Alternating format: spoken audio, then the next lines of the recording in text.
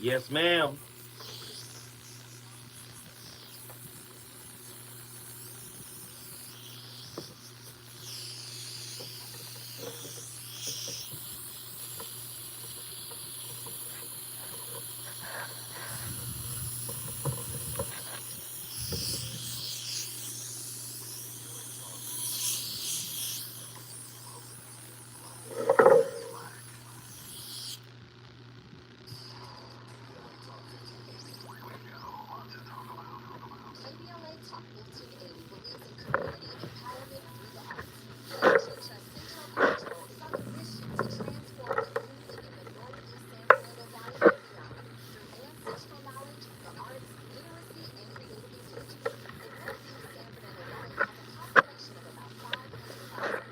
What up, what up, what up?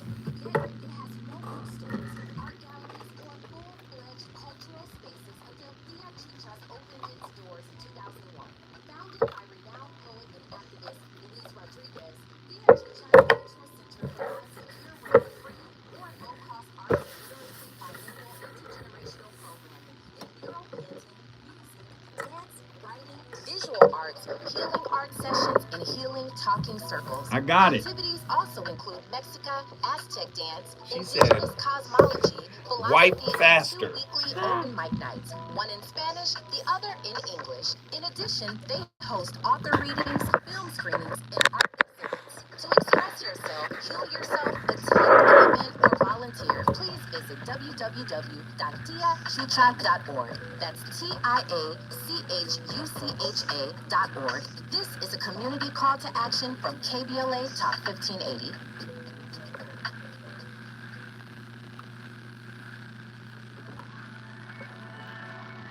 Hey, so I'm calling your show, 'cause I need to know. Show me which way to go before I throw my man out the door. Okay, hold on a second, Keisha. Just let me ask Ronald exactly what's going on because it takes two to tango, and I need to hit his. Everybody hit the like button. Share, share, share, share. Let's go. You know YouTube is on my head. Share, share, share it.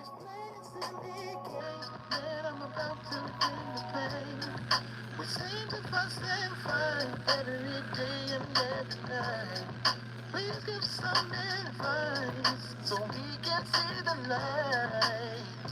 See the light.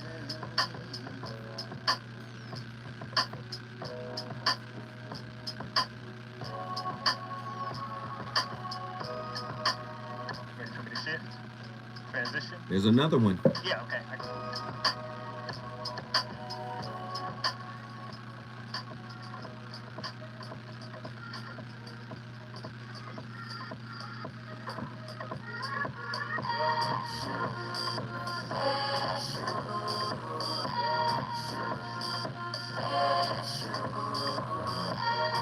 Gotta have SU. All right, I'm gonna give it a little minute and then we'll go right into the video.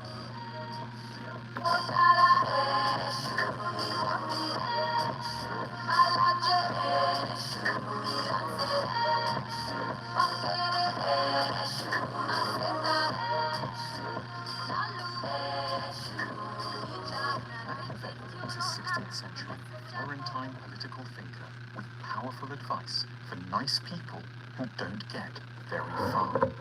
His thought pivots around a central, uncomfortable observation that the wicked tend to win. And they do so because they have a huge advantage over the good. They are willing to act with the darkest ingenuity and cunning to further their cause. They are not held back by those rigid opponents of change, principles. They will be prepared to outright lie, twist facts, threaten or get violent. They will also, when the situation demands it, know how to seductively deceive, use charm and honeyed words, bedazzle and distract. And in this way, they conquer the world. It's routinely assumed that a large part of what it means to be a good person is that Ready one to be acts live? well. One doesn't merely have good ends, one is committed to good means. So, if one wants a more serious world, one needs to win people over through serious argument, not clickbait. If one wants a fairer world, one has to judiciously and gently try to persuade the agents of injustice to surrender willingly, not through intimidation. And if one wants people to be kind, one must show kindness to one's enemies, not ruthlessness. It sounds splendid, but Machiavelli couldn't overlook an incontrovertible problem. It doesn't work. As he looked back over the Real quick, after this video, bring music back in. Okay, just right. Okay. Nice princes, statesmen, and merchants always come unstuck. That's why he wrote the book for which we know him today, The Prince, a short, dazzling manual of advice for well-disposed princes on how not to finish last. And the answer, in short, was to be as nice as one wished, but never to be overly devoted to acting nicely, and indeed to know how to borrow, when need be, every single trick employed by the most cynical, dastardly, unscrupulous, and nastiest people who have ever lived. Machiavelli knew where our counterproductive obsession with acting nicely originated. The West was brought up on a Christian story of Jesus of Nazareth, the very nice man from Galilee who always treated people well and wound up as the King of Kings and the ruler of eternity. But Machiavelli pointed out one inconvenient detail to this sentimental tale of the triumph of goodness through meekness. From a practical perspective, Jesus' life was an outright disaster. This gentle soul was trampled upon and humiliated, disregarded and mocked. Judged in his lifetime and outside of any divine assistance, he was one of history's greatest losers. The clue to being effective lies in overcoming all vestiges of this story. The Prince was not, as is often thought, a guide to being a tyrant. It's a guide about what nice people should learn from tyrants. It's a book about how to be effective, not just good. It's a book haunted by examples of the impotence of the pure. The admirable prince, and today we might add CEO, political activist, or thinker, should learn every lesson from the slickest, most devious operators around. They should know how to scare and intimidate, cajole and bully, and trap and beguile. Wait, let it go a little further. Needs to learn from the bad one, the earnest entrepreneur from the slick one. We are all ultimately the sum of what we achieve, not what we intend. If we care about wisdom, kindness, seriousness, and virtue, but only ever act wisely, kindly, seriously, and virtuously, we will, Machiavelli warns us, get nowhere. We need to learn lessons from... Wow. Ladies and gentlemen, the voice of reason back in the building with another slapper. The man said, according to the Machiavellian book, written by Niccolo Machiavelli,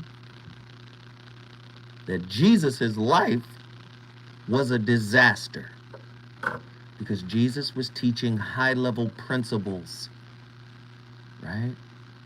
Overcoming the toxicity of the society in which you're from. You've heard me say it damn near every show. It is no measure of health to be fully integrated into a toxic society.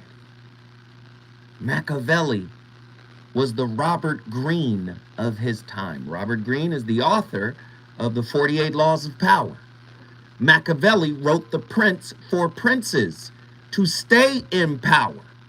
And typically, the royals, they saw the paupers as subjects. Nothing serious unless they exhibited some type of talent. Now apply that to intimate relationships. My God. Just like back in Machiavelli's time or back in Christ's time, being a good person got you nowhere. It got you on the cross. It got you crucified.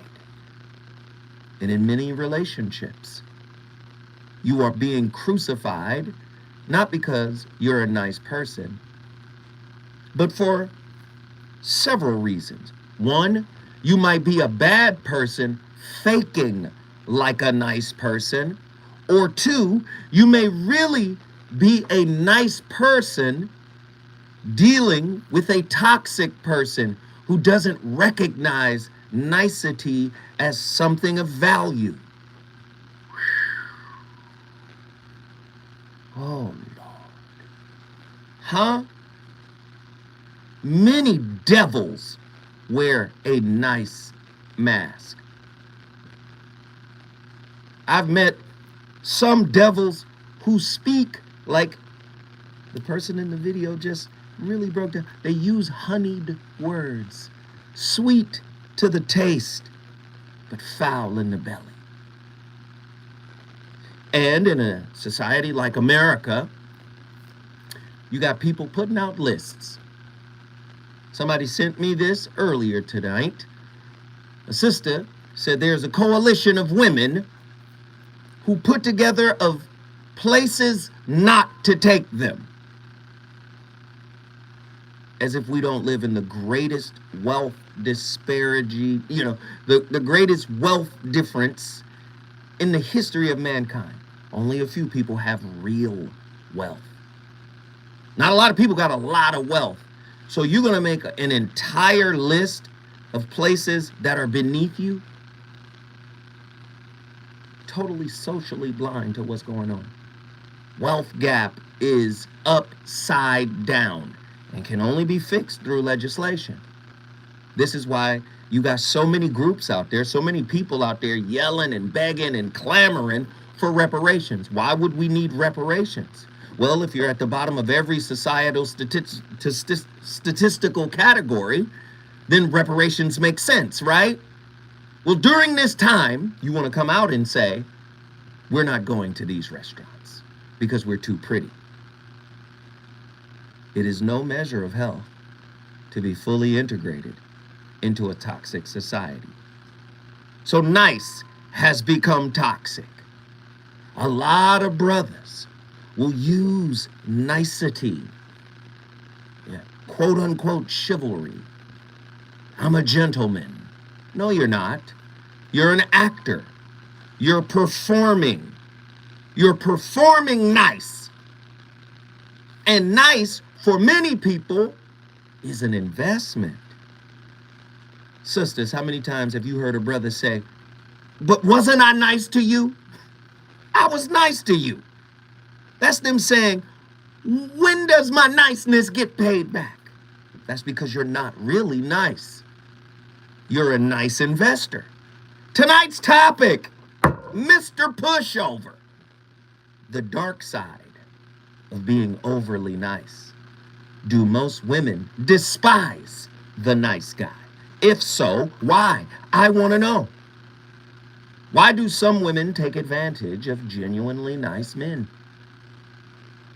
Are they the Jesus in the relationship? Is she Pontius Pilate? 1-800-920-1580. Tonight's gonna be crazy.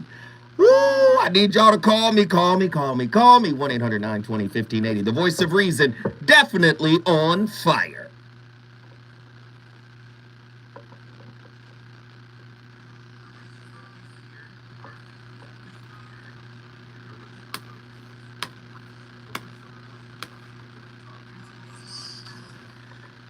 Man, if y'all don't call in tonight, this is a great topic.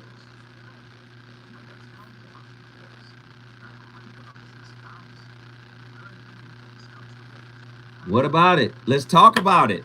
That's why y'all should call in. Y'all want me to answer every question. Y'all want me to break down every scenario. It's not fair. The phone lines gotta pop. I want to talk to y'all. Get to your phone lines. Everybody get to your phone lines. Listen, we only have 10 copies of the holographic relationship left. Order your copy now. Oh, don't worry about it, True. You've pulled your weight, brother. Don't worry about it. Only 10 copies of the holographic relationship left. Please post my link, MrZoWhat.com. MrZoWhat.com. After this, after they're gone, physical copies, going straight to Amazon. Also, if you haven't gotten it, get the Shrouded Lighthouse. Go to my website, MrZoWhat.com. Thank you, Miss Techno Fancy. I appreciate you. I think I've seen you in person and signed yours. Call me.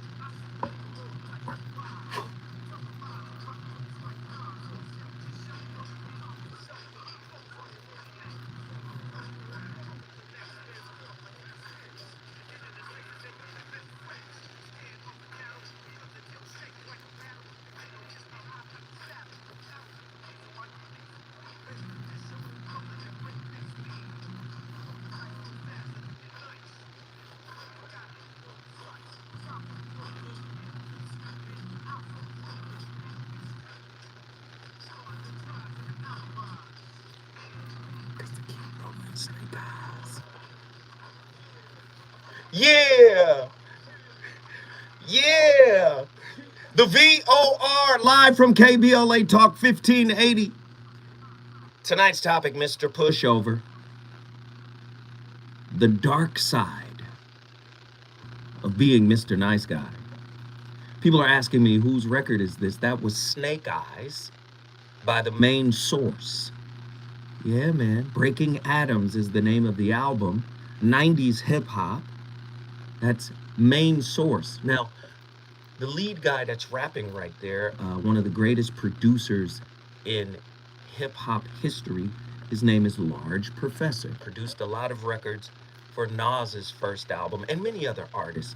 But of course, he was a part of a group called Main Source. They only had one out, I think one or two albums. But that one right there was called Breaking Atoms, and the name of the record is Snake Eyes. I thought it fit the topic. I thought it was apropos. Mr. Pushover. The dark side of being the overly nice guy. And I want to ask the questions, ladies. You're listening. Do you despise nice guys? All the women I talk to say no. But then many other women that I talk to say they love the edginess of the bad boy. They say the bad boy has an edge on him that creates mystique, that creates an interest. Do women start with the bad guy and then grow out of him and into the good guy? 1-800-920-1580.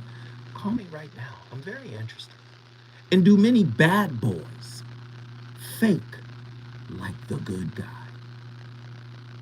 What does it mean to be overly nice in your understanding?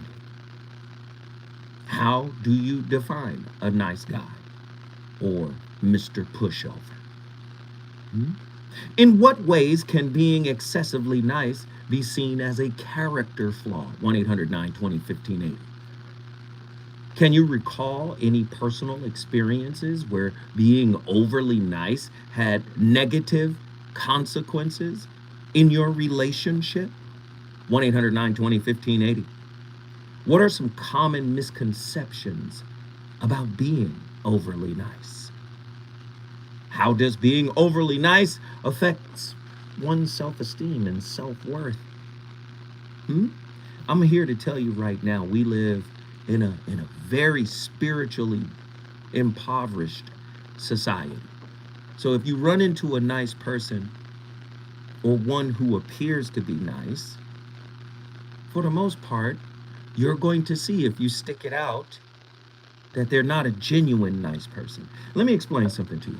When you hear people say, I'm trying to be nice, then that means you're not a nice person. Either you are nice or you are not. I'm trying to be understanding, means you're not an understanding person. Either you are understanding or you're not. Well, then someone would argue and say, well, no, my understanding has limits. Then you're not understanding. See, conditions are rooted in a payoff. Somebody meme it. Zoe is in the pulpit tonight. Conditions are rooted in a payoff. See, I'm going to be like this conditionally. I must get something. I must receive something for being this way. Because really, I'm not this way. I'm only being this way because I signed up for something. Do you see? And, you know, being nice is not exempt from that kind of thinking. So you have to understand something. Society molded the way you interact and you interface. You say, no, I didn't. My household did. No, your household is a part of a society. And let's not think from town to town, from space to space, that we all think very much differently. We may have some cultural differences, some food differences, but really when you start to talk to folk, they really have this underlining bottom line, I'm here for this, or I'm not here for that. Conditions are rooted in a payoff. I'm conditionally nice. I'm conditionally respectful. I'm conditionally forgiving. So for the most part, when you run into somebody, hell, if love is conditional, what makes you think everything else that is slightly beneath love, right, isn't conditional? In the realm of relationships, the concept of being overly nice, often associated with being a pushover, can indeed be a double-edged sword. To fully grasp this phenomenon, it is crucial to dissect the nature of being excessively nice and its implications. Firstly, being overly nice implies an excessive and often insincere display of kindness, lacking genuine emotion, depth, or authenticity. Such individuals, commonly referred to as Mr. Nice Guy or Mr. Pushover or Mrs. Nice Girl or Mrs. Pushover, tend to prioritize others' needs and desires over their own, often to the detriment of their own well-being. The essence of a nice guy or a nice woman lies in his inclination to please, even at the cost of his own happiness. While kindness is a virtue, when taken to extremes, it can be perceived as a character flaw. One major issue being excessively nice is the tendency to avoid conflict. See, let me explain something to you. Conflict is necessary for your personal growth. Carl Jung talked about it in terms of relationships. That's how the shadow gets transmuted into light. Light being a euphemism for intelligence, for awareness. This is why the Buddha was called Buddha. His name is Buddha. That wasn't his name at the beginning. That was his name when he became enlightened after sitting under the banyan tree. Buddha, the enlightened one, but he had to go through some conflicts. He had to fight some inner demons. He had to fight some liars. He had to fight some dogma. He had to fight all types of things before he could reach enlightenment. Carl Jung took the same principle and said, your shadow uses relationship conflict to resolve itself. 1-800-9. So the overly nice person tries to avoid conflict, leading to suppressed emotions and unexpressed needs. Like we called it unrequited wounds. This avoidance can result in unhealthy power dynamics within a relationship where the overly nice person becomes a pushover, unable to assert their boundaries. And then when they find the power, many people start to project scenarios and situations that aren't real. Because now they found a voice and they have to voice themselves at all costs in all situations. Ooh, Lord, personal experiences often serve as poignant examples. Consider a scenario where someone constantly agrees to others' demands to avoid confrontation. Over time, this pattern erodes self-esteem and self-worth, reinforcing the belief that one's opinions and desires are unimportant. Are y'all ready for tonight's topic? Are you ready? Are you truly a nice person? I want to hear from callers tonight, and I want you guys to tell me your definition of a nice person. Going out on a date, does that mean bending over backwards? Does that mean not speaking your truth. And listen, we're not talking about being belligerent or disrespectful in the way you talk, because many people think speaking my truth is about being nasty and mean. Do you know how many men are afraid to hear the word no from a woman? So they perform, they tap dance, they soft shoe so that they can get a yes. They perform, they tap dance so that they can get a yes. They are afraid to hear no. Am I lying? Let me find out what she likes.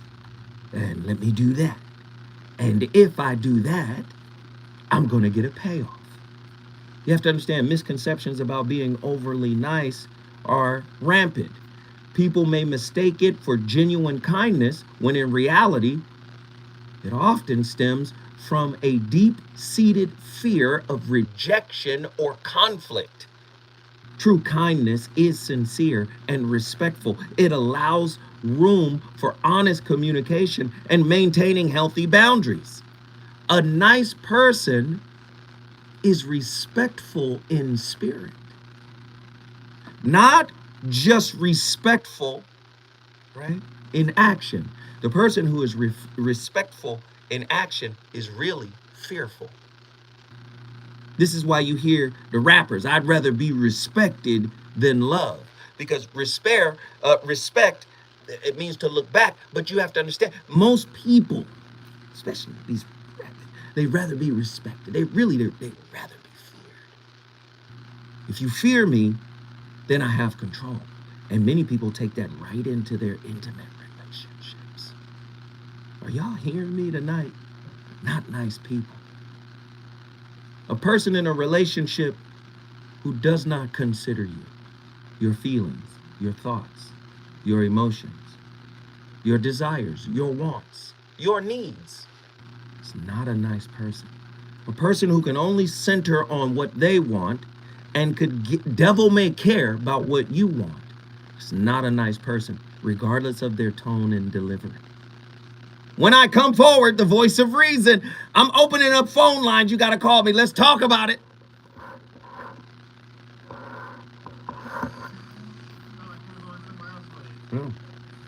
You got to catch up with me. All right, that's 30 minutes of setup. We got 52 people in here. Call me. Call me. This is a conversation. This is a discussion. Don't make this shit a fucking labor of love where I got to sit here and talk for 2 hours. Call.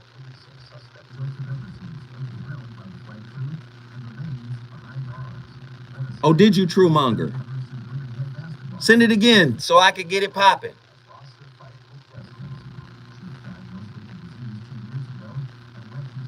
Hey, good to see you, Ghetto Gourmet. Hey, thank you guys for the super chats. I think it was Ghetto Gourmet and a couple of others. Hey, can I get y'all to call? Nzinga, thank you. Thank you. Thank you. Miss Tech, not fancy.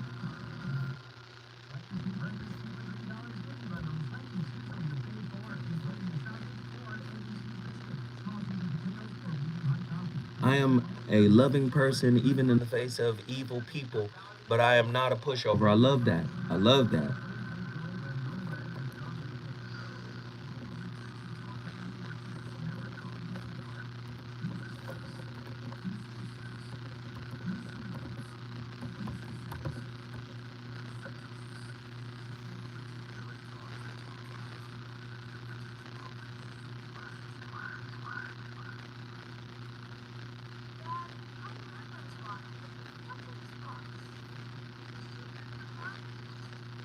Thank you. I'm staying on point. I need to hear from you tonight, and I need to hear from you early. I'm staying on point. Alafia. Alafia. I need to hear from you. You always give me good wisdom.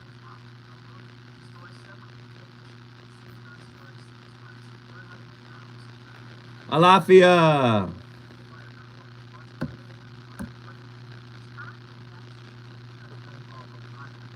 Yes, perfect.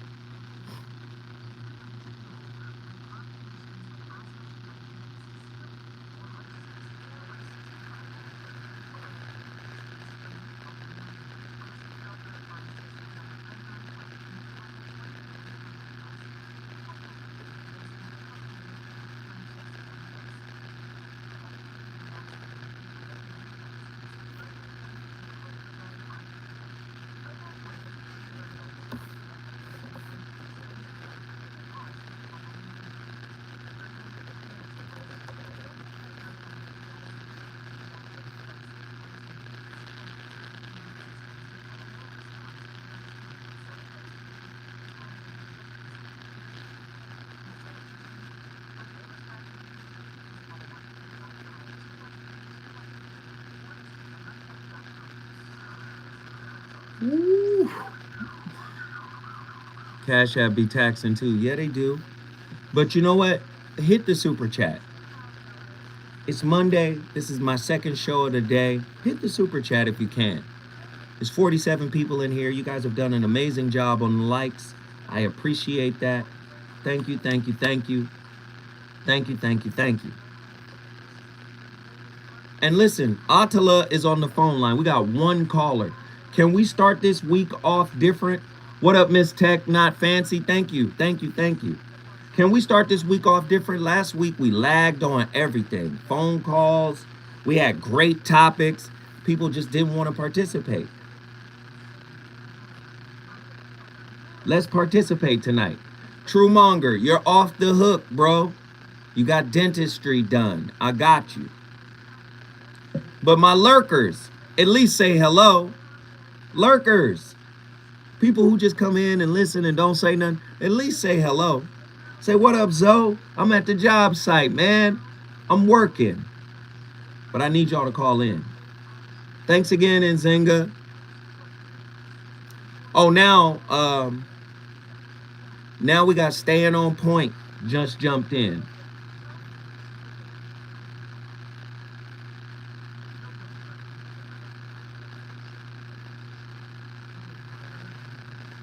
Yes, let's get these calls popping.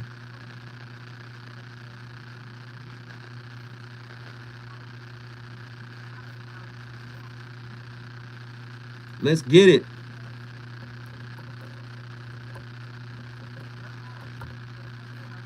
Hey, I saw that.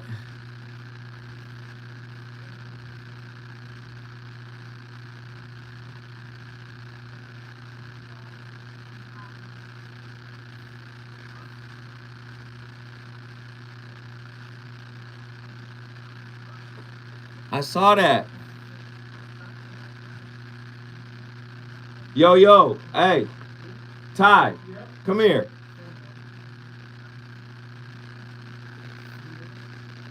See that? What you said? See them phone lines? Come on, Ty. We trying to do it up in here. Let's go. I got you.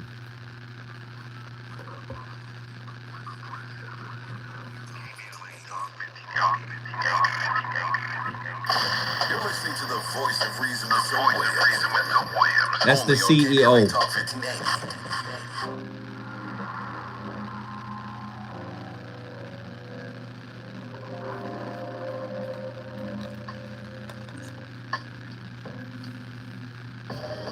Just had a fight with my woman over something trivial told.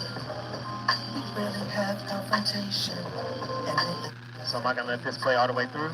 Okay. Yeah. No music after? Okay, perfect. It's passed down the road. Tip attack when I'm calling out a trouble. She too defensive to listen, I'll call slow.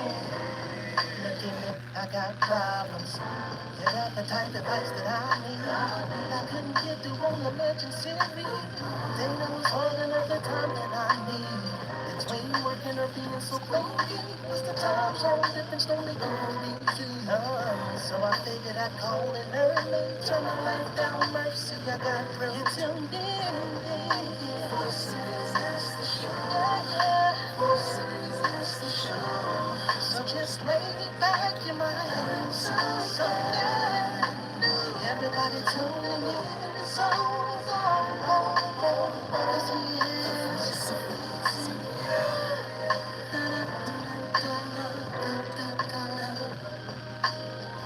Mark is live. 3, 2, 1. Whenever you're ready.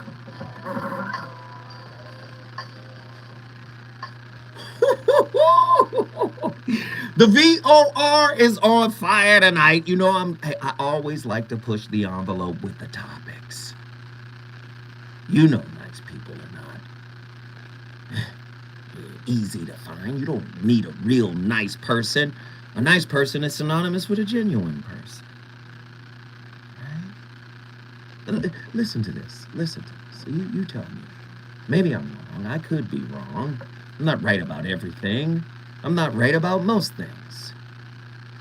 Nice words and nice appearance doesn't always conclude that someone is nice. I believe the nicer you look, the more deceptive you appear. Michael Beasley Johnson. That's a heavy quote. That's a very heavy quote. Some people are real.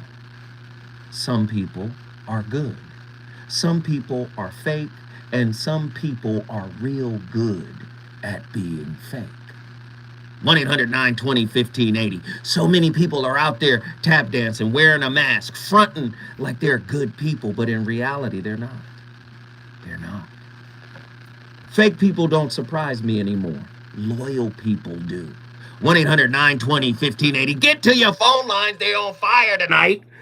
Let's get our callers in here. Let's get them in here. Attila, Houston, Texas. You've been on the longest. Get in here. Hello. How are you? What up, what up, what up? I'm on fire tonight. You know how I do. Get this Monday off. Get it going. Talk to me. Well, okay, so one thing I wanted to talk about in regards to dating, right, the Mr. Nice guy, I think the reason why for some of us life can be so icky is because if you've been taken advantage of by someone that you thought was nice, then that's going to be a constant reminder, right? So I think that's one thing. I think another thing that people don't consider is their childhood. If being nice, if it was reflected to you that being nice got you hurt or manipulated by your own family or just, overlooked, you're not going to be too keen to partner up with somebody that represents the very thing you've been running from probably your entire life. Interesting angle. I like it. So let me ask you a question. Who do you attract more? Nice people, genuinely nice people, or the opposite?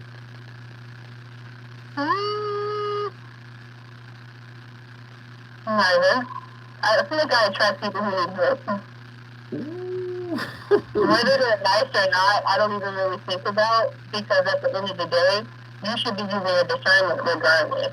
And I think people get more caught up in trying to identify all these signs and nitpick and do all this instead of putting work on themselves to actually have the discernment to recognize when someone is not genuine. But don't you get who you are? So if you attract a person that isn't very nice, is that not a reflection of you to some degree? Oh yes, I definitely think so. I love it. Yes, we cooking. I definitely think so. Yeah, for sure. I love it. Guess what you just did? I brought Houston in the building. You brought Houston, Texas in the building. If you want to bring your city in the building, all you got to do is call me at 1-800-920-1580. Thank you, Attila, for the call. The phone lines are cracking. Let's get everybody in here. Staying on point, Long Beach. Get in here. Alafia family. Alafia, you brought Southern California in the house. Talk to me. Well, I want to piggyback on what Attila said. She brought up some great points. I believe that you asked earlier what the definition of nice was or is. And I do believe that it is a direct reflection of your childhood, your environment. Yes, it does have something to do with loyalty, but I believe as we grow into adults, is just a direct reflection of who you are inside. You have to be what you want to receive. And you as the author, are you attracting these people? And I have encountered that as I grow and better myself, it's like a person being out in the cold and they know that I have the heat. So they're going to keep coming towards me. They want something. But, yes. Yeah. But if, like she said, if your spiritual game is not on point, then you're not going to have the discernment. You're not going to have the spiritual eyes to be able to see. And something that you touched on earlier, when you have the person that is taking advantage of your niceness, I'm genuinely a nice person. But when people start getting entitled to your niceness. Ooh, I'm entitled to your... Ooh, come on. That's where the problem is.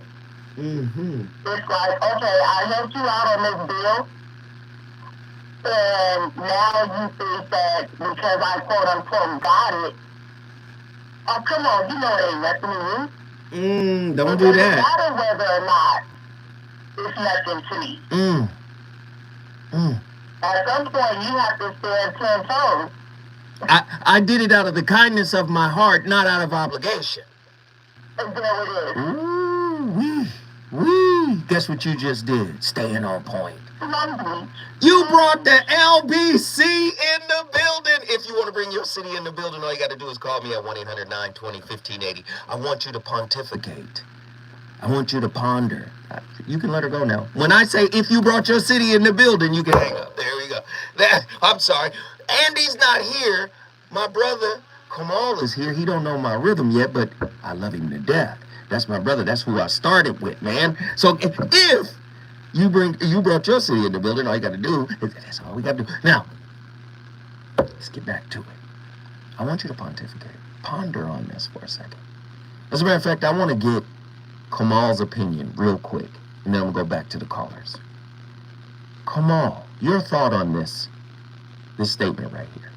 Stop texting first and see how many dead plants you've been watering. You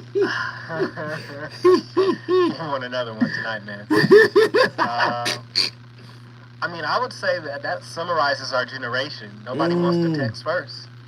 Nobody wants to appear as though they're in need of somebody. And when it comes to watering dead plants, we can't tell if it's people's genuine disinterest or their ego not having them check up on people. Ooh-wee. Stop texting first and see how many dead plants you've been watering. Heavy stuff. Thank you, Kamal. Let's get these callers in here. Who's been on the longest? Tommy, Antioch. Get in here. What's up, my good brother? Hey, man, what are your thoughts on tonight's topic, brother?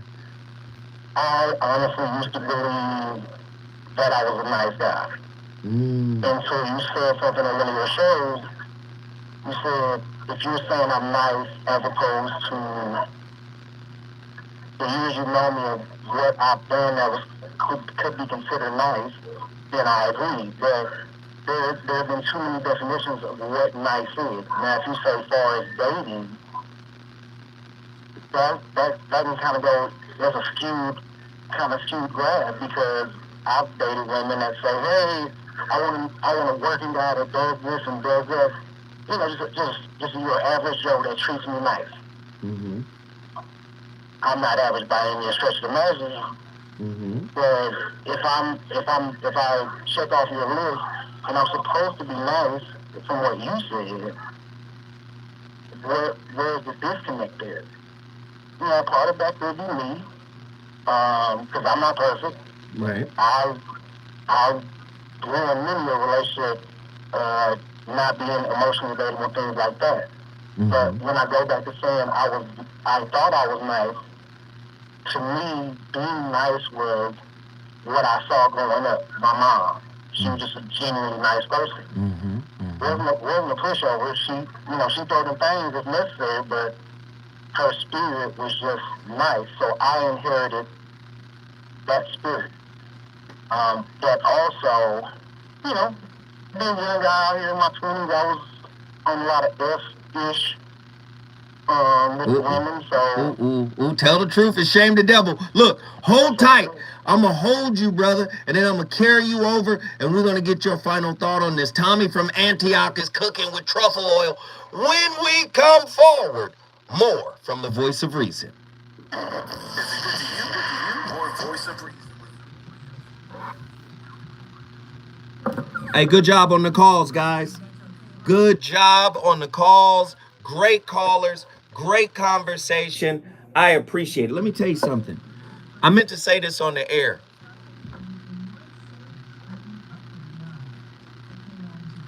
Listen to what I'm about to say. Listen to how I'm about to word it. Do you love your partner's dark side?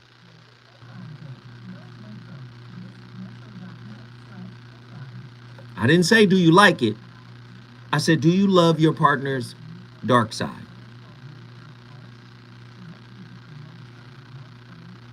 See, many of us like the nice act of our partner. And if they show us their dark side, i.e. their humanity, oh, who was that? I don't even know that person. That's how you know they're not really for you. That's how you know they're not really locked in, tapped in with you. See, where else does grace and forgiveness live unless your humanity was shown in a moment?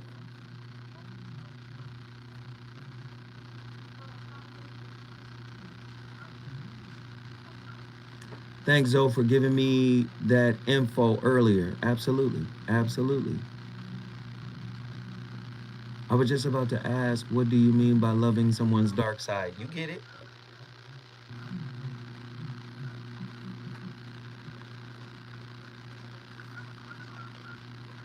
He said, I accept their dark side. I don't love it. And that's fine too. But if somebody is your person, you got to sojourn with them. Hey, whoever's listening right now and you guys are on the phone line, ask me that. Let's bring that back up so we could talk about it on air.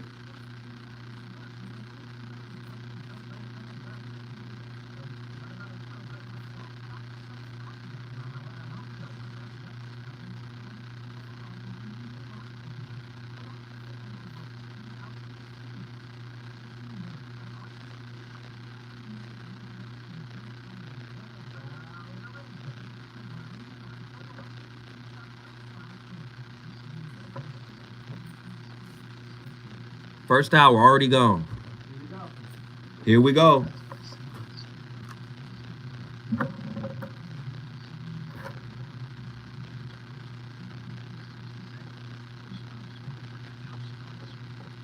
And Zenga.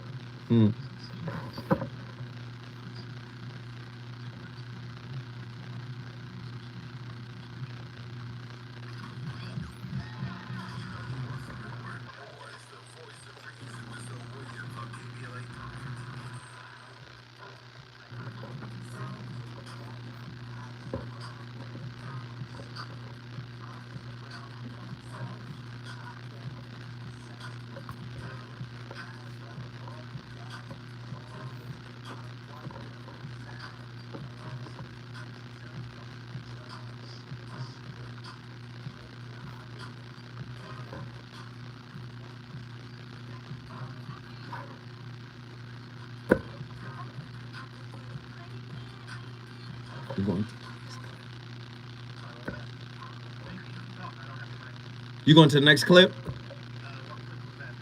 Don't worry about it.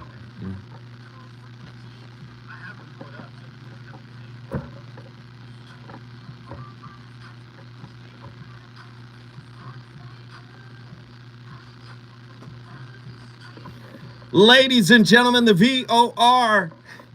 You already know what it is. Get ready, get ready, get ready, get ready. Hey, man, we think over here. We think over here at KBLA Talk 1580. And the Voice of Reason wants you to think about your relationships. Are you nice? Right?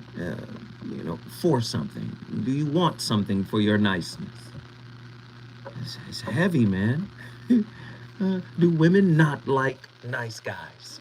I hear a lot of women say they love us. Nice guys, genuinely nice guys. Ladies, when was the last time you met a genuinely nice man? 1-800-920-1580. Call me, call me, call me. Let's get Tommy from Antioch back on the line. Let's get your final thought on this, good brother. Yeah, I think women like what they like in nice guys, and that could be that varies. For me, to be nice is just to be who you truly are in your heart of hearts, that you don't want anything from that person. You just saw a need, you helped out, and that's all it was. You didn't expect no payment, no cookies, no nothing. You just did it because that's who you are. That's nice. So niceness could be categorized as unforced reciprocal appreciation. Yes. To me, that's nice, right? I appreciate you. I enjoy you. I respect you. And I don't want anything from this, right? And typically when you don't want for anything, when you don't chase things, they tend to come to you because they are what you are. Do you see? You hear me say this all the time. You get what you are in a relationship. If you become love, you receive it without asking for it, right? I agree. Yeah, man. I appreciate the call. Tommy from Antioch, you brought your city in the building. Look, if you want to bring your city in the building, all you got to do is call me at 1-800-920-1580. We're running through these callers. Let's get them. Who's next? Battle Creek, Michigan, legend in the house. Come on in here, Heru Ali. What are your thoughts on niceness? Peace and love to the family, nation, down and on us all. I am, in this cosmic container that we call a body, I have driven myself into a lot of asteroid belts. You know what I'm saying? It wasn't really a good situation. Right. But that was out of ignorance. Mm-hmm. Now, being nice is subjective. Right. Everybody don't deserve the same version of you. Mm. How would I do? Just like Willie D said, I'm a mother-loving nice guy. I'm not a gentleman. Well, that was partly true as far as it relates to me. Because if we're talking about the connotation versus the denotation, oftentimes I found myself operating out of the etymological definition of the word nice. Oh, you mean like the fool? Which was out Foolish, of ignorance. silly, stupid, simple, needy, poor, ignorant, senseless, Absolutely. frivolous. Thinking I was more mature than what I actually was. Mm. Thinking that I had enough life experience, you know what I'm saying? Because it's real easy to say, 1 plus 1 is 2. That's generally accepted. But do you know that 1 plus 1 could be 2, 3, 4, 5? In intimate relationships, there's such thing as sextuplets, twins, Right. and all of that. Mm-hmm. So, again, everybody doesn't deserve that. I would describe myself as altruistic and selective with who I give my altruism to. Mm. My whole life has been a life of sacrifice, willing to sacrifice my life to save strangers. When they say no greater love, it was just a burning instinct. So yeah, the nice guy, of course when I was a nice guy, of course I got run over, taken for granted. Folks even try and take advantage of me now, and there's no way in hell I'm going to let them do that now. But they still were trying. And when I was a liar, no, we're all liars to a certain degree. Yes? Mm-hmm. Yes. Where we are, it's ubiquitous. Yes. But when I intentionally told lies to try and get myself in between some thighs, It never works. It always backfires in some kind of way. Yeah. It always was a good thing. When I was being in a relationship espionage? Oh no, I see what you're saying. You saying when you was being Dirty Dan, you were more attractive. I got you. I hear you. Yes. But when I made folks, when I set boundaries for myself, it's like, no, I'm not going to accept this behavior. No, I'm not going to completely cater to you because I can recognize in you that you have an unrealistic expectation of relationship and what maybe ideas are. No. No. You don't deserve nothing. It's like, I often ask women, I said, do you want equal rights minus equal responsibility? You know what the overwhelming majority would say? We want equal rights without equal responsibility.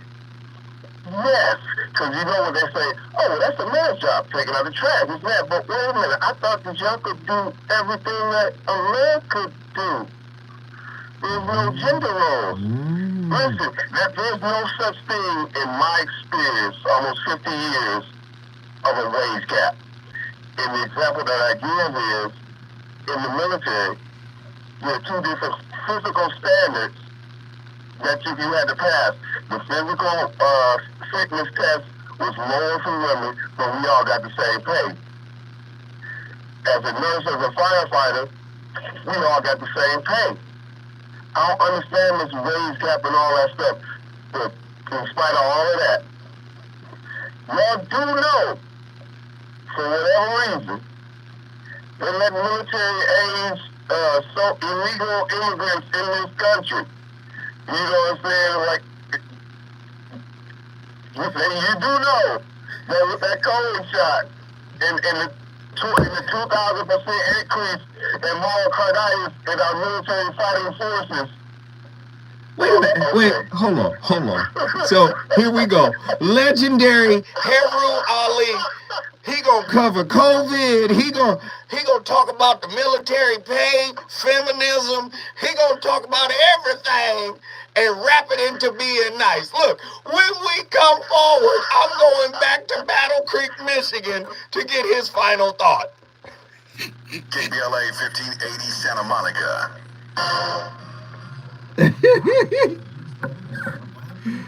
Legendary Heru. Wait a minute. I bench press. I bench press 375 pounds. You bench press 150. And that's good for you. And we get the same pay.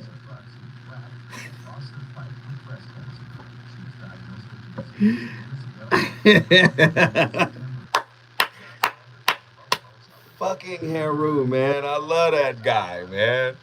That is my bro. I love Heru.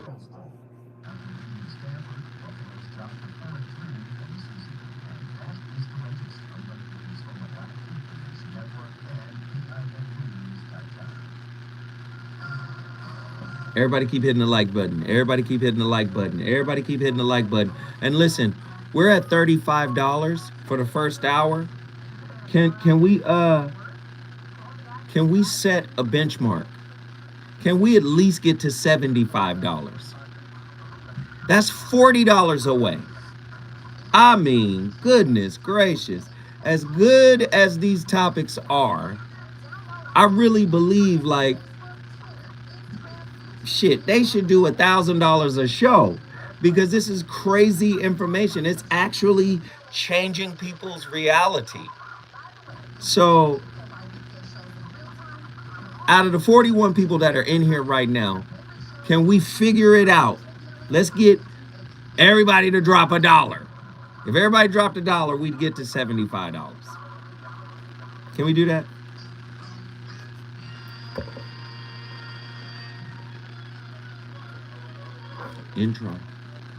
Intro. That's all right.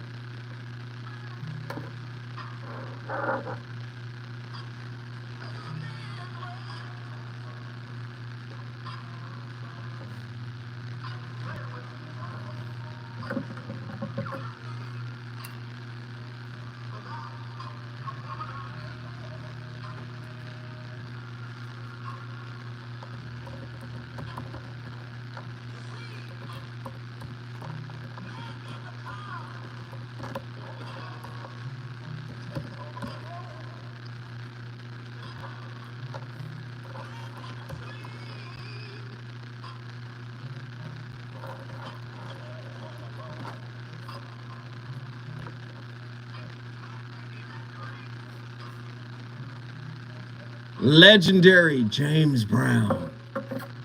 Man, James was on fire. Just like the voice of reason is on fire tonight, I want to talk to you guys tonight. We got a very heavy topic. Misconceptions about being overly nice. You know, like I said before, many people may mistake being nice or being genuine, as a weakness. But not if it's who you really are. And if you notice, many nice people, especially living in a world like the one we live in today, you find that many genuinely nice people become jaded because they have been taken advantage of. They have been crucified at their job, crucified in their relationships. Wow, this is very, very heavy. I want to know what you guys think. Do women really like the nice guy? Or not? You tell me. The number to dial, 1-800-920-1580. Let's get Ali from Battle Creek, Michigan, back in to give us his final thought. Ali? Yes, sir. Yeah, you. Okay, now I want you to focus. Yes, I got to focus. On what we're talking about. You ready? Absolutely. Nice. Yes, sir. Nice. You know what a nice guy is? Or a nice gal is? What? It's someone who can guide you from bombs being dropped on your head. That's a nice person. Is that a Conversely, Is that a skilled person or a nice person? You don't have to be skilled if I know the safe route. I can be, mentally defective. But if I know the safe route to get away from danger, ain't that nice? But isn't that usury? Like I only got with you because I knew you knew the way out of here. But listen, desperate times, desperate measures. Because the day before, the day before, when I was trying to quote unquote be nice to you and say hello, you twisted your nose up at me. But when the bomb started to drop, and I said, listen, I know the way to safety, all of that, what you thought, that made you look your nose up at me and not even consider me. You see what I'm saying? Nobody loves a soldier until the enemy is at the gate. Ah, here we go. He being a nice guy. And I will leave it there.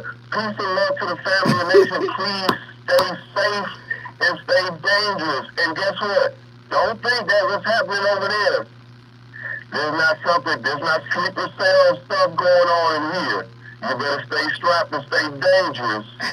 Peace and love. Thank you, my friend. I appreciate the call. Listen, if you want to bring your city in the building, all you got to do is call me at 1-800-920-1580. I see my homeboy Sean in here. We're going to get to Sean in a second. Hey, Sean, don't think I'll be leaving you on hold for long. Just trust me, man. I'm going to try to get to you as ASAP. We just getting the callers who've been on the longest. So hang in there with me, Sean. In the realm of romantic relationships, the archetype of the nice guy often emerges. However, it is essential to delve deeper into the dynamics of being overly nice and its potential impact on relationships. This show, tonight's show, aims to explore the reasons why being overly nice can be a character flaw, examining its effects on the dynamics of boundaries, communication, emotional expression, reciprocity, conflict management, and personal fulfillment. I'll get into each one of those after I get these callers up in here. Let's go, man. My man Heru Ali, Lord have mercy. Here we go. Nzinga, Pensacola, Florida. Get in here. Hey, good evening. Hey. Thank you. I'm alive and well. Still pushing. And this is a good opinion. Now, you had asked us to bring up the... Oh, am I echoing? No, you're good. Okay. So you had asked us to mention the dark side of the relationship as a person. You know, accept or like your dark side. So I just want to remind you of that. But I wanted to say that I've always felt like a lot of people are not used to being treated well. Mm-hmm. So when you come across somebody who may be nice, you almost begin to treat them like a mark. Ooh. So, I'm going to try to, get what I can from them and use them. Oh, that's what it is. Side, Oh, wait a minute. I hear it. Maybe your volume on what you're listening to is still up. All you have to do is turn it down, and you should be good. Yeah. Is that better? You're perfect now. Okay. All right. So yeah, finish your thought. Go ahead. So I was saying sometimes they can be almost viewed as a mark. Mm. But on the other side of that, sometimes the niceness is rolled out to set you up for the expectation. I'm going to be nice to you because it will garner these results. It's almost like a people pleasing. Mm-hmm. I'm familiar with that. So. Mm-hmm. Mm-hmm. But you know what? I'm about to hit you with another one. Okay. The genuinely nice person is also still a work in progress and still has work to do internally and may hurt you. So do you see what happened? So watch, a mistake, an infraction, a lack of discipline, anything that nice person, that genuinely nice person is working through within themselves, they can hurt you. And when they hurt you, it becomes exceedingly difficult to differentiate between a fake nice person and the true, genuine nice person who just so happened to hurt you.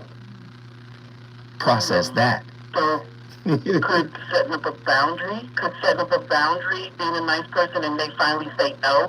Because I think no to a nice person is a foreign language. Not to a nice person, because a nice person respects boundaries.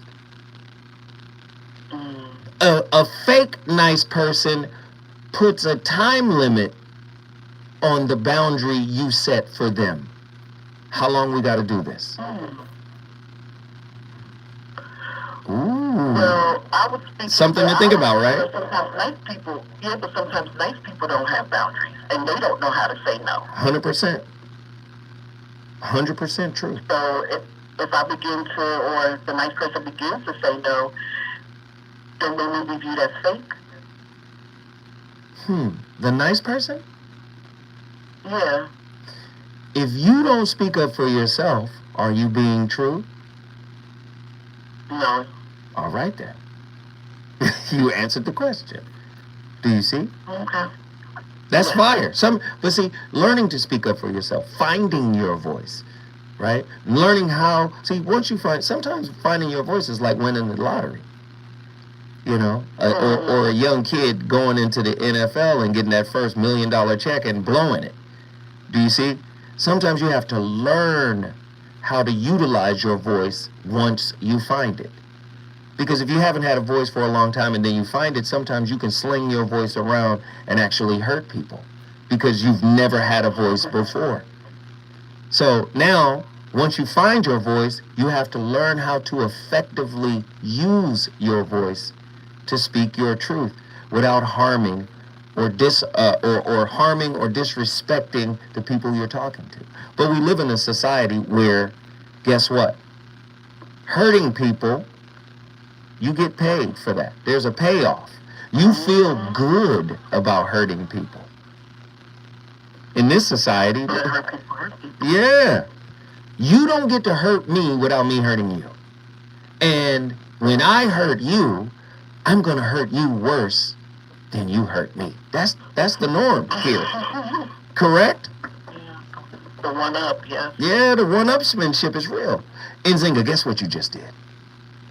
I brought Pensacola in the building. You brought Pensacola, Florida in the building. Listen, if you want to bring your city in the building, all you got to do is call me at 1-800-920-1580. Get ready, get ready, get ready. When I come forward, the voice of reason is going back to the phone lines. We got AJ from Houston, Texas. Texas is back in the building. Houston is back in the building. Houston loves the voice of reason.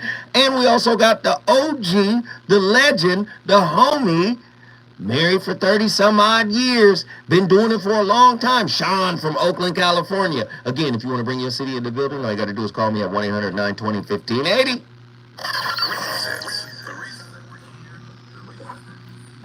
Yeah. Hey, we cooking. It's good shit, y'all. Listen, let's keep these phone lines popping. You guys are doing great on the likes. We're at 65 likes.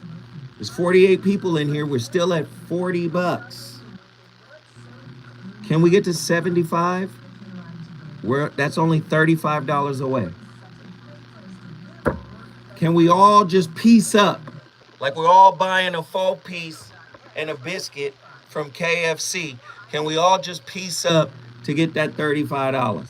Can everybody hit the super chat? $2, twos and fews, crews. Let's go.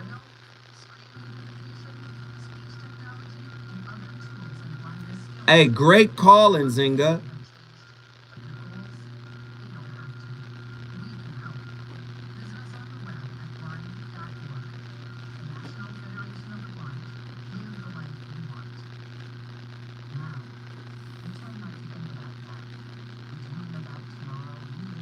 We got 2 callers. I need 2 more. Can I get 2 more? We got DarkSide clips. We got this is why you need to embrace your dark side. Let me take a look. Okay. So, Because today's kids' research is tomorrow's learn more and read out of. Don't give up.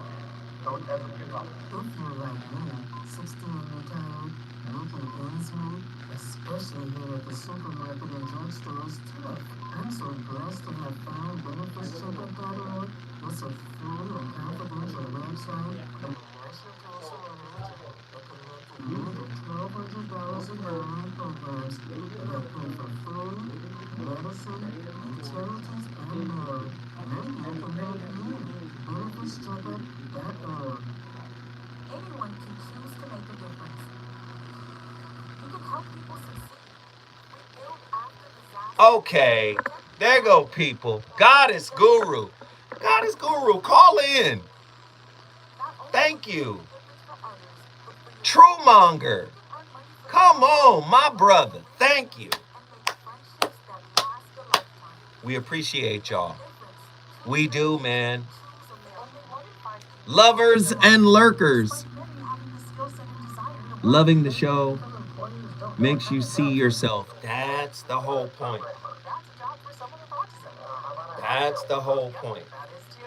People with autism can do a lot of different jobs, but often get overlooked due to outdated stigmas. Introducing WIN by Autism Speaks. We help businesses lead the way in inclusive hiring. What about a win? To learn more, go to autismspeaks.org/win. Ghetto Gourmet.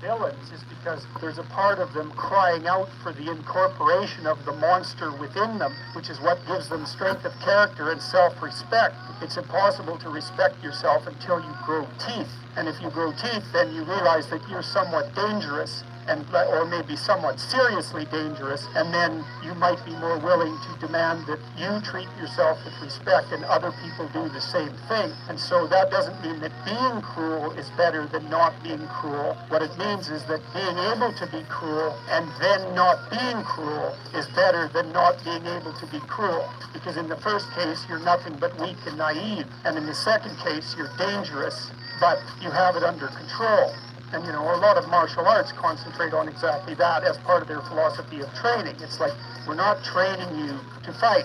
We're training you to be peaceful and awake and avoid fights. But if you happen to have to get in one, and I guess the philosophy also is that If you're competent at fighting, that actually decreases the probability that you're going to have to fight, because when someone pushes you, you'll be able to respond with confidence, and with any luck, and this is certainly the case with bullies, with any luck, a reasonable show of confidence, which is very much equivalent to a show of dominance, is going to be enough to make the bully back off.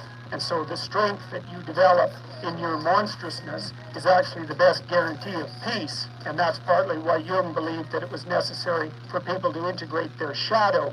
And he said that was a terrible thing for people to attempt, because the human shadow, which is all those things about yourself that you don't want to realize, reaches all the way to hell. And what he meant by that was it's through an analysis of your own shadow that you can come to understand why other people are capable, and you as well, of the sorts of terrible atrocities that characterized, let's say, the 20th century.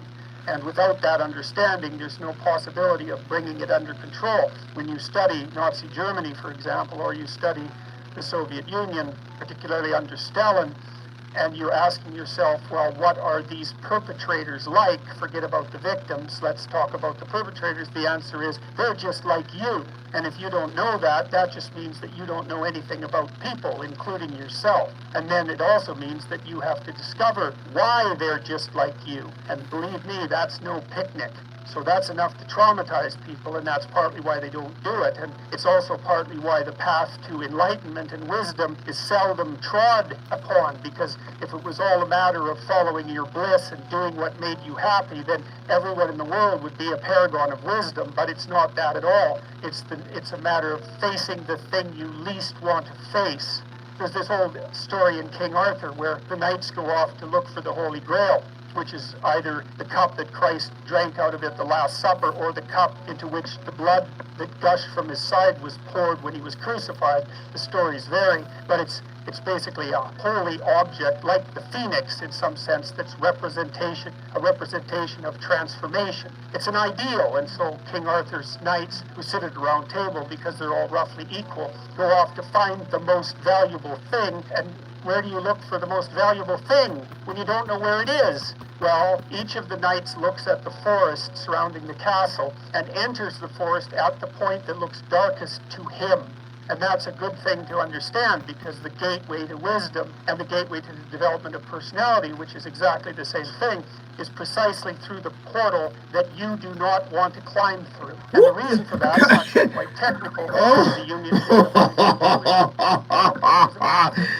Jordan Peterson is on absolute fire. So you see where the fake nicety comes from?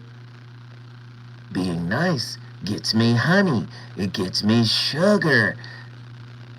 If I integrate the truth of who I really am, that's going to push people away. I don't want to push people away. I want to pull people in. So I'm a smile, I'm a grin, and I'm a front like I'm cool with you. But really, I'm not. Really, I'm not. Behind this smile and behind this warmth, right, is the monster that wants to come out that I suppress. You think it's real. It's fake warmth. Do you know people have mastered being able to be warm? Do you know people have mastered being able to be kind at the drop of a dime when they see an opportunity, when they see a means to an end for themselves? Right? A lot of men. I'm going to take you to the best restaurant. I'm going to buy you whatever you want. I'm going to treat you according to everything I listened to you say that you liked. I'm going to jump through hoops. I'm going to pop lock. I'm going to moonwalk. I'm going to do it all. Listen, the person that loves you tolerates that darkness. Listen to what I said. I didn't say tolerate the abuse. I didn't say tolerate the disrespect. But when you are with another human being and you understand that they are a mirror of your incomplete work, I'm talking about relationships. Now listen to me. I'm not talking about prisons where somebody got to fight every day with their partner. I'm not talking about abusive people. You run from those people. I'm talking about the person who wakes up the wound in you. The person who wakes up the generational curse in you. That's what I'm talking about. And you wake it up in them. And you struggle with each other while loving each other. Oh, yeah. You got to untie those knots. And being fake nice during the process is only going to belay it. We don't want to belay the process. We want to lean into the process of healing what relationship, the environment of it, the vehicle of it. We want to heal what the relationship vehicle has revealed. Not in sign up for this. I don't want to do this all the time. Nah, there's work to be done. We ain't got to do it all the time, but we definitely have to do it sometime. Wax on, wax off. Callers, get in here. AJ from Houston, Texas, I need to talk to you. What are your thoughts on tonight's topic? Yes, sir. I feel like you just hit it on the head, though. It's something I put in the chat, but it was they want commitment under false pretense, and it's almost entitlement that I feel that is the cause of this. Okay, if I perform in a way that fits their definition of what nice is, then according to my ego, then I should feel entitled to them fulfilling my needs. But that's really me avoiding confronting them or directly asking them to fulfill my needs in whatever facet I see. I agree with you, brother. I agree with you. But let me ask you a question. Have you found yourself performing nice? The nice performance, the nice tap dance. And Sean, call back in here. Stop hanging up. Stop calling and hanging up, Sean. Get back in here. Now, AJ, have you found yourself performing, Mr. Nice? Definitely. And it was that moment of realization is when you start to realize, okay, I've really been a coward. Ooh. I've been, afraid to show who I really am because I'm trying to maximize my potential candidates. And like you said, avoid scaring away any potential person or opportunity that I could, I hate to use the word, but exploit. Yes, I'm with you, brother. I'm walking this walk with you. Continue to unpack that thought. It's that same realization that then sparked my complete 180 in terms of how I interact with women. You have an obligation to be your true authentic self, because I think you had just mentioned the person that's really for you will tolerate the shadow side of you, but that's not for them to tolerate or to see. Wait, let's get deeper. Let's go deeper. I'm gonna read something to you, and then I want your response. Kindness is doing what you can, where you are, with what you have. That's by our activists. I want to read it again. Kindness is doing what you can, where you are, with what you have. Your thoughts on that?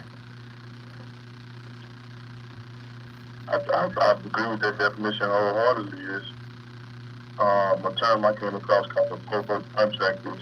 Okay, well, if I disrespect my boundaries, if I overextend myself, then my partner would then have an obligation to also disregard their boundaries. And I feel like this defrauding the relationship, and that's sabotaging the relationship in the end. I love it, brother. I love it. Let me tell you what you just did. Do you know what you just did, AJ? But I brought HTX, huh? You brought H-Town in the building. Houston, don't play with the voice of reason. If you want to bring your city in the building, all you got to do is call me at 1-800-920-1580. But somebody else in the South said they had something to say. Somebody else in the South said, nah, Houston ain't finna run this. We about to get in here and speak on this as well. Dre from Baton Rouge. Get up in here, Lou Lamb. How you doing? Hey, man, I'm on fire tonight. How you doing, man? I'm doing, man. I'm turns in the chat. Thank you, brother. But there's a thin line between kind and nice. Talk to me. And we tend to lean towards nice because you can fake nice. I don't think you can fake kind.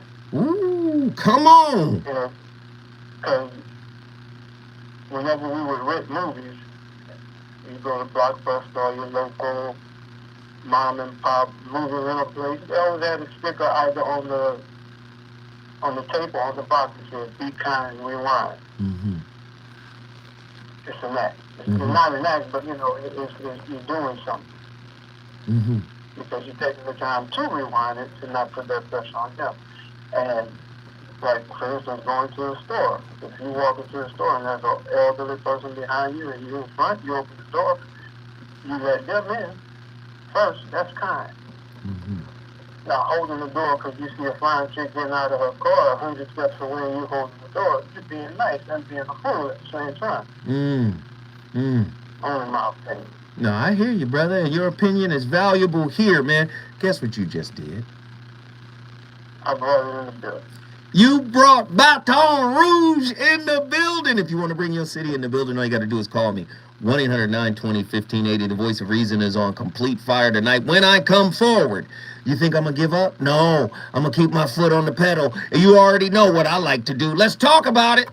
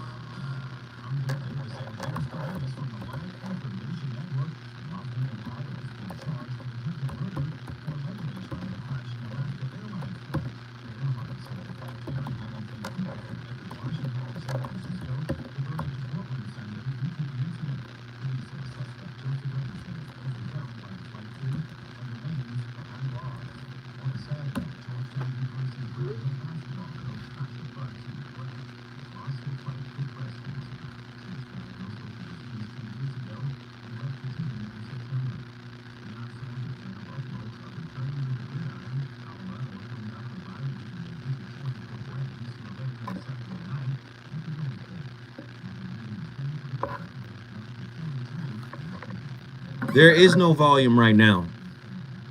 The Compliment King, there is no volume right now. I don't have the volume up.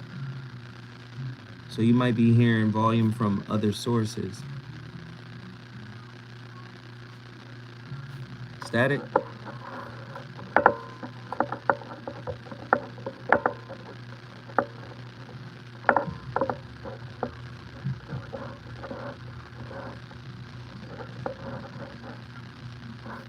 Still hear the static?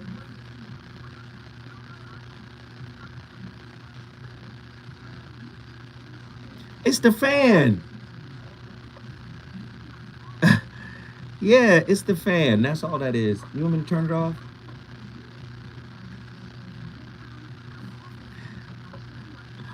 I hope you guys are enjoying tonight's topic.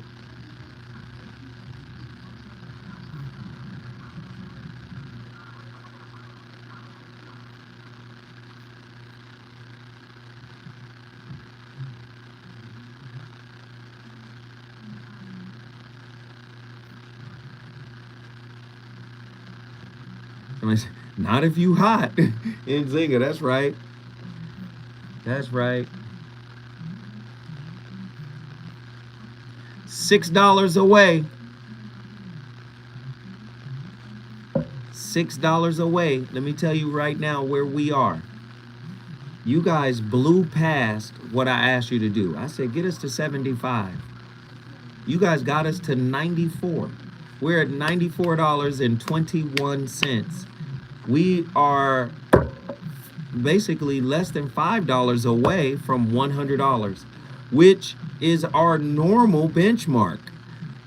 You know, that was established by Ghetto Gourmet months ago. We are only $6 away from a regular VOR day. So if there's anybody in here who finds it in their heart to donate to our show tonight, if you enjoyed the content, if you enjoyed the information, please, please send us that super. Damn it. Ghetto Gourmet, you already done gave 3 times. You gotta let somebody else do it. But I appreciate it, man. Thank you, brother. Thank you. We are at 104.21. Much appreciated. Thank you, thank you, Another thank you. clip coming back in.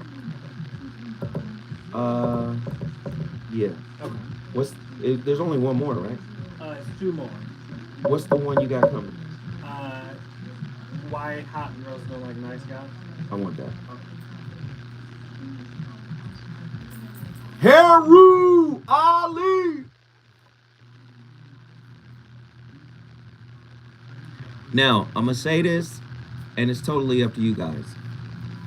We have no callers. None.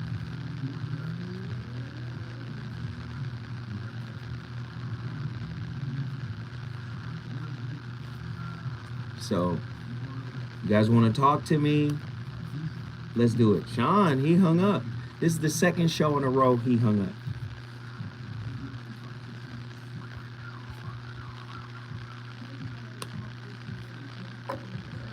And solutions, because we've got your black. Listen up. If you're one of the more than 100,000 California tenants who were rejected or delayed when applying for COVID rental assistance, y'all remember when I read this? You've got a second chance. Under the terms of a new settlement, California's Housing and Community Development Department agreed to audit its past denials. The program ended in March 2022, but the advocacy groups, Alliance of Californians for Community Empowerment, Policy Link, and Strategic Actions for a Just Economy sued the department. According to the coalition's analysis of state data, the department rejected nearly 30% Read it one time. of all applicants. Under the settlement, the department agreed to clear all renters in the pipeline within 6 months. The settlement applies to anyone who sought assistance from the state's Housing is Key program before April 1st, 2022, whose applications is pending or was denied after June 6, 2022. Tenants who have questions about the status of their application can call the hotline at 833-430-2122. That boy's a professional. That's 833-430-2122. This is a community call to action from KBLA Talk 1580. That boy good. Read that shit one time. Energy, passion. That boy is a professional. One take Zoe.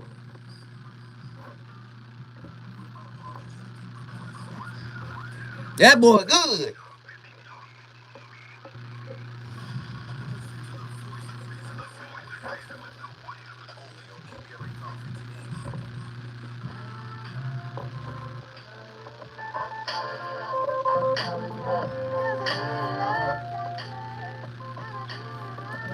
Right after this, right?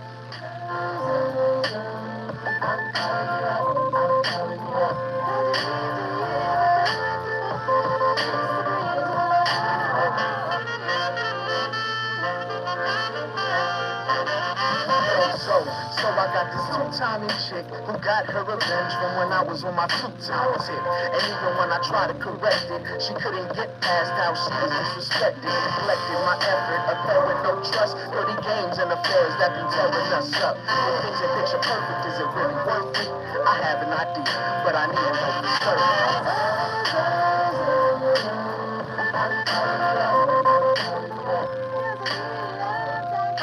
Welcome to today's episode, and today what we're going to be looking at is why nice guys finish last. Now, it is a known thing, nice guys finish last, women hate nice guys, blah, blah, blah. Here's the reality. Women do not hate nice men. That's just not true. But what we do dislike is men who lack masculinity. Now, a lot of nice guys tend to be men who also lack other masculine traits that women find attractive. And what they do is they blame their nice nature as to why they have no success with women, when really it has nothing to do with their niceness, but everything to do with their lack of masculinity. And it's quicker and easier to blame it on your nice nature. But really, if you take a man who is super, super nice, but he's still masculine, he's still risk-taking, he's still a leader, he still has boundaries.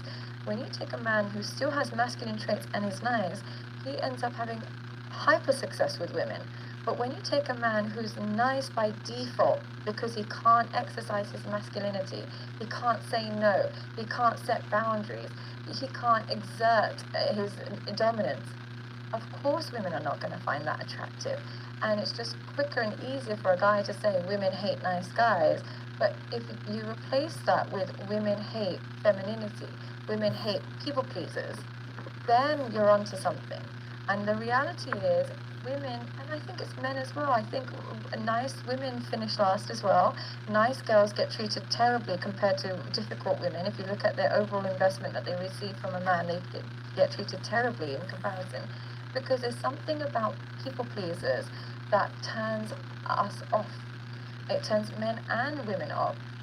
Because what happens when you're being nice is, the difference between being nice and being a good guy is the nice guy desexualizes himself.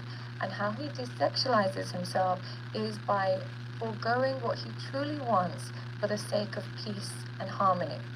So what he will do is, a nice guy might feel uncomfortable with the situation, might not like something that's going on, might be uncomfortable, might feel distaste, whatever it is, but because he doesn't want confrontation, he will sacrifice truth in order to gain harmony. But what the reality is, women are attracted to some... Oh Lord, she was cooking. I don't know what happened. We lost the rest. Commercial came in. Oh, wow. She was on fire. What was her name? What is her name, Kamal? Sadia. Sadia Psychology. Sadia Psychology. She cooked with the rarest truffle oil. Oh, I loved every bit of it. Do you agree or disagree with what she said? Tonight we're talking about the dark side being overly nice. And I played that clip because a lot of times, listen, the Voice of Reason is known as a fair and balanced show. We do not let the men gang up on the women. We do not let the women gang up on the men. It is a fair show. And I played that clip because she brought a very unique perspective to the game. And that is, there's nothing to do with niceness. You've lost your masculine growl. You've lost your internal edge. The edge that makes you masculine. Who agrees or disagrees with that? 1-800-920-1580. Call in if you have a problem with Sadia Psychology. Who do we have on the line? We got KC from New Jersey. Join this national discussion, brother. Talk to me. Hello? Yes, sir. You're on the line. Talk to me. You're live. Hey, bro. What's up, good bro? To me, it almost sounded like to me that she almost like made like a conflict between the white knight and the person with good character. And I just got in the house. I logged in. I'm looking at the title. Am I on the right lines? But what you saying next? So we're talking about being overly nice in relationships, and how sometimes the nice guy, or many times, this is the perception or the presumption that many times the nice guy finishes last. So let me give you just a quick primer, right? Just a quick primer so you can get an understanding of what we're talking about. While being nice is generally considered a positive trait, being overly nice in relationships can have detrimental effect on those same romantic relationships. It can disrupt power dynamics. It can hinder effective communication. It can erode boundaries. It can suppress authentic emotions and communications. And it can lead to a lack of personal fulfillment. Recognizing the potential pitfalls of being overly nice is crucial for fostering healthy and balanced relationships where both partners' needs are respected, valued, and tended to. So when you're being overly nice, sometimes you forget to look out for yourself. You forget to take care of yourself. You forget to dial into yourself because you're trying to keep what you got because there might be a fear of being rejected by it or losing it altogether. Do you understand where we are now? Yes. Good question. So is being overly nice the same as you were framed as toxic positivity? Toxic positivity is a little bit different in the sense that when bad things happen, everything gonna be all right. Everything, just kind of handle it. Everything gonna work its way out. That's toxic positivity. Toxic positivity is not looking at the moment for what it really is. Like, look, you got stage 4, buddy. And unless there's a miracle herb somewhere in Madagascar that they can get to, no disrespect, I'm just saying, like, say, this is what it is, right? Toxic positivity is no. That's a kind of toxic positivity, right? Now, that isn't to knock herbs, because guess what? Many herb regimens, right, if you catch it early enough, can reverse those effects. I'm not a doctor, but I got a powerful herbologist, and I used to be down with Dr. Sabi too. And I'm gonna tell you right now, you get in there, you start cleansing early, catch it early, get active. Now, if you try to do it late, it's gonna be a problem. Your thoughts? You understand what I'm saying, though, right? Yeah, no, I'm just like, normally I would catch it from the beginning, but I just got back in the house. But I guess I'm gonna have like one more question. So within looking at the title, is the overly nice guy genuinely nice, or is he nice for the payoff? That's exactly what we're talking about, and I'm about to ask you. Haven't you been a super nice guy to get what you want from women? Absolutely. Absolutely. And doesn't the same practice work on you? When they super nice to you, you tend to just melt like margarine. Tell the truth. Yeah, but you make a different both ways, like you said that. So, when do you recognize that niceness is playing you? Unfortunately, it's when you don't get what you want. Unfortunately. That's because when you hey, I've been that person who's like, you know what I'm saying, when you feel like the so-called nice gesture should just be naturally reciprocated, when you don't feel reciprocated, you get angry because you feel like you were kind of entitled to that. Wow. So the only way to know if nice is not working is if you don't get what your objective was, right? Within that context, but it goes back to what we said, like, is that person genuinely nice? Let me ask you a question. When was the last time you met a genuinely nice person? Ooh, that's a good one. Can you at least say yourself? Can you say, I know me? Yeah. I don't know. I didn't hear the confidence in the... It was like, yeah. But I was at least raised to try to put others before myself first. And, try to put the selfishness on the back foot. But that doesn't mean that I had to switch to the dark side for them. I got you. We've all been on the dark side. KC, guess what you just did? I brought Jersey in the building. You brought New Jersey in the building. This is a national conversation. If you want to bring your city in the building, you know the routine. All you got to do is call me at 1-800-920-1580. When I come forward, I'm going to Austin, Texas. One of our favorite callers is in the house, Reggie from Austin, Texas. But hold tight. When we come forward, we're going to talk to this brother because he always cooks. Texas is running this thing.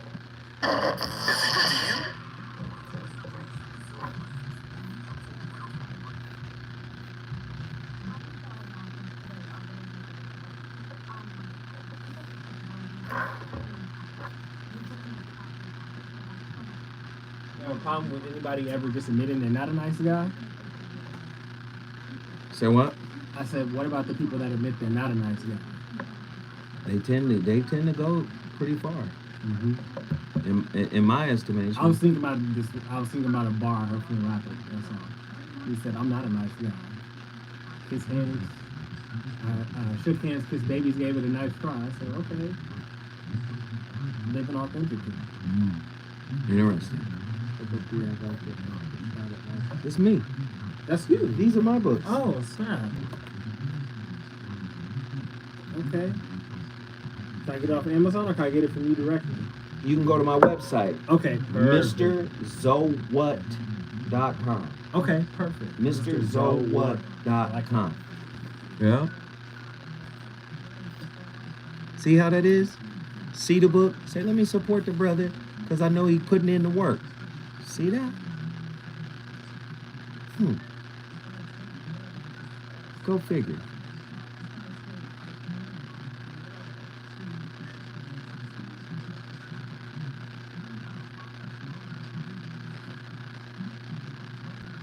See that? That's crazy. So what are those books? What are you reading? Oh, these are my books. Oh, really? Can I get them on Amazon.com or can I get them from you? Here, go to my website. He's over there right now on the website. Y'all got to, come on, man. We got to do better. Mimi, man. Wow, Mimi. Mimi, boy, I tell you, Mimi loves some men. Can't be mad at Mimi. Mimi loves men. Ty walks in, the CEO. So who's that? Kamal walks in. He sound cute. We love Mimi. Mimi love brothers. I see that. Don't change, Mimi.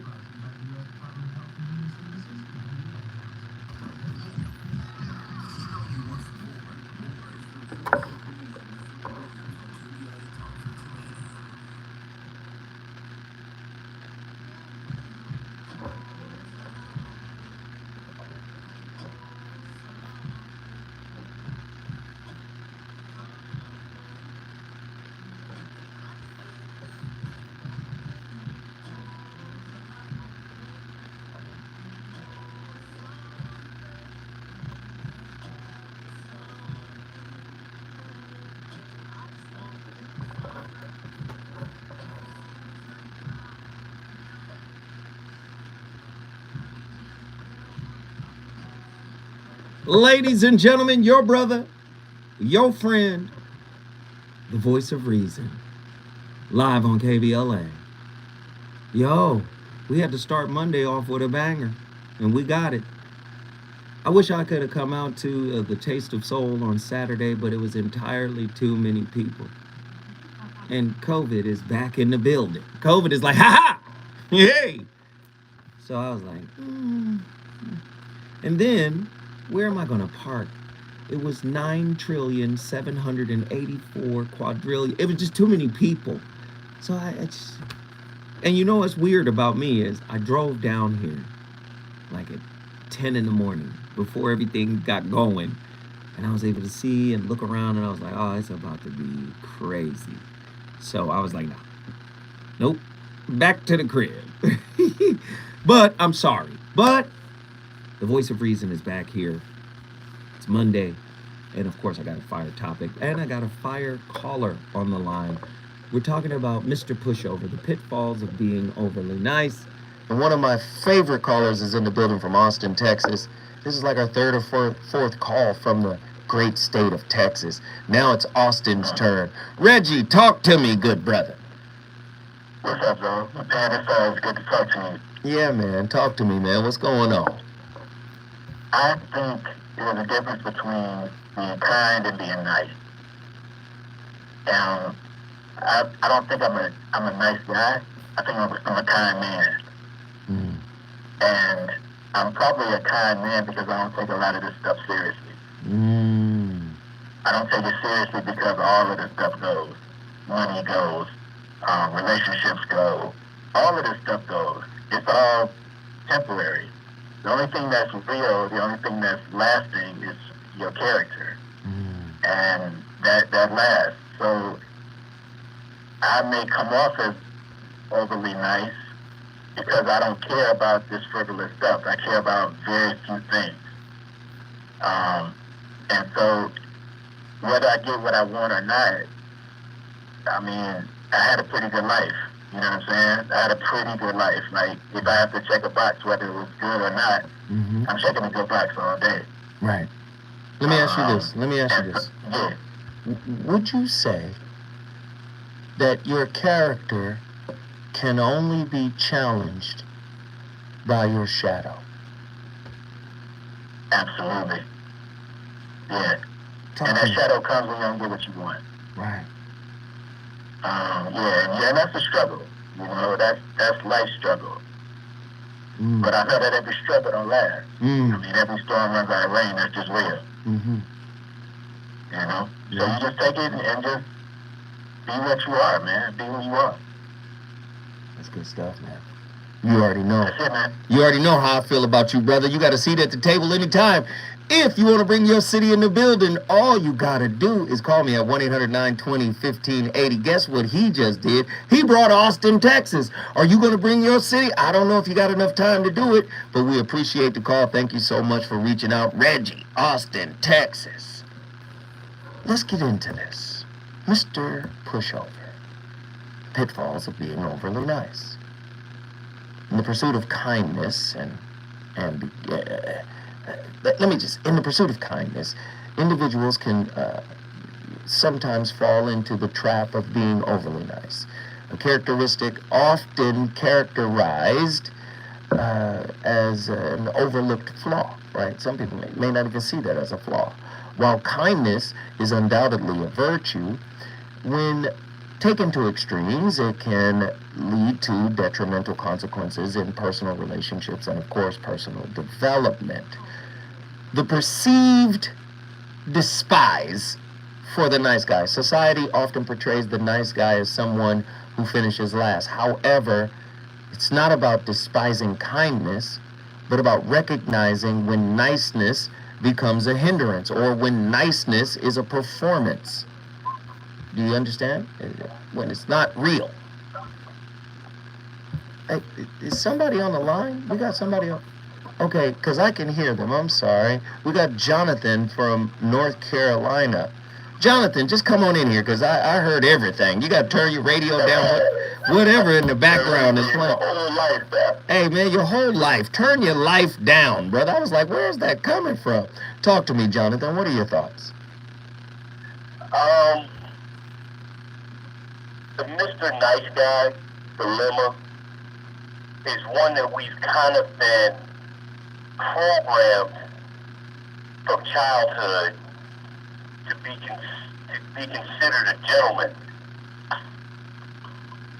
So our mothers, our grandmothers, the women that rear us, kind of conditioned us into this nice guy condition. And they teach us that to be pleasant in the face of unpleasantness is of value. But it's really counter to our masculinity. Because if I'm being attacked, if I'm being assaulted, even on the lowest level, just passively, your natural reaction, and I see it even in like my grandchildren, if you take their box, they're ready to fight. You got to teach them not to do that, is what you're saying. You got to socialize them to, no, don't do that, play nice, share, give him one, you take one. So wait a minute. So this is deep.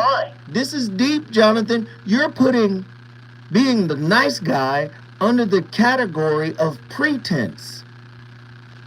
Exactly. Ooh, go ahead. Because the child doesn't want to share. You gave the child those blocks for Christmas. he knows that all 64 of them are his. And he's building the 64 block tower. Mm. And he doesn't want to share because he wants to complete his 64 block tower unabated with his stuff. So now we've taken that from him, that which we gave to him with no pretense. We didn't say, oh look, these blocks are for you and for your cousin. No. We gave them to him and said, here, have fun. So now he's having fun, and the cousin comes over, and we have to interrupt the fun. And it conditions us to accept unacceptable terms.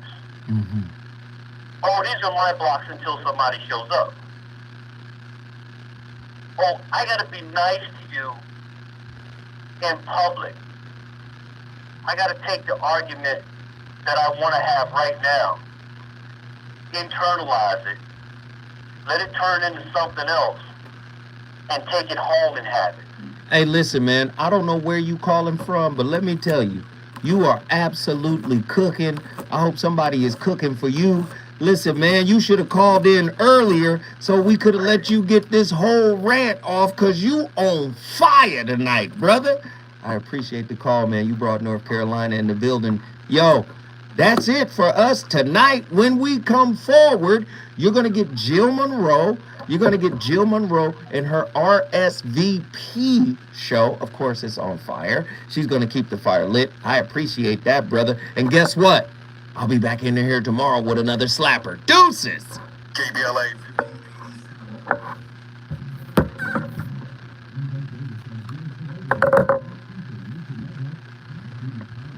Yo, yo, yo.